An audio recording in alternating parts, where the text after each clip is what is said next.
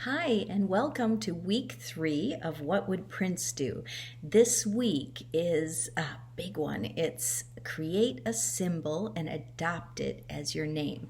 Now, you might ask, I know Prince did this, but he was a rock star. Can an everyday person just do this? I mean, can anyone just change their name to a symbol?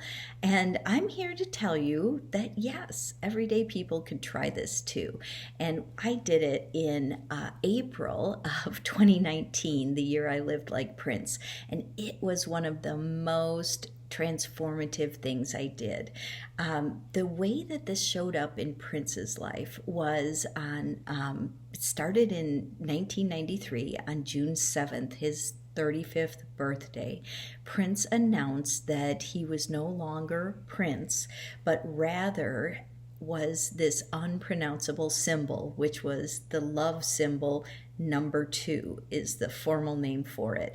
And Prince adopted this as his name and asked to be called this in the press, and actually had to send out floppy disks. This was the day of floppy disks to all the media, so they could actually print this symbol in the newspapers at the time.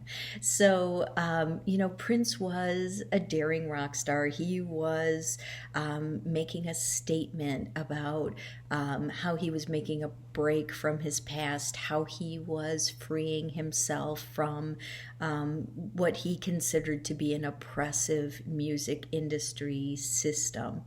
And but really, I think all of us can benefit. You can benefit from considering what you stand for. What are the qualities that you have? What are the qualities you aspire to? And thinking about what are some of the shapes and symbols that could represent that. So I had chosen for myself a heart, and it was surrounded by the rays of the sun. And the reason I chose that was I wanted to remind myself to share myself with others, even when it scared me. So it was a reminder to stay open hearted and to share and to kind of radiate out. I guess you could call it like a radiant heart. And over the years, that symbol has gotten more and more meaningful to me.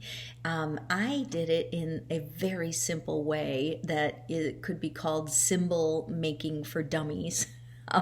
I basically printed a piece of clip art and then laid a piece of tracing paper over it. And with gold marker, I traced the elements of the design that I wanted to use and then simply colored it in.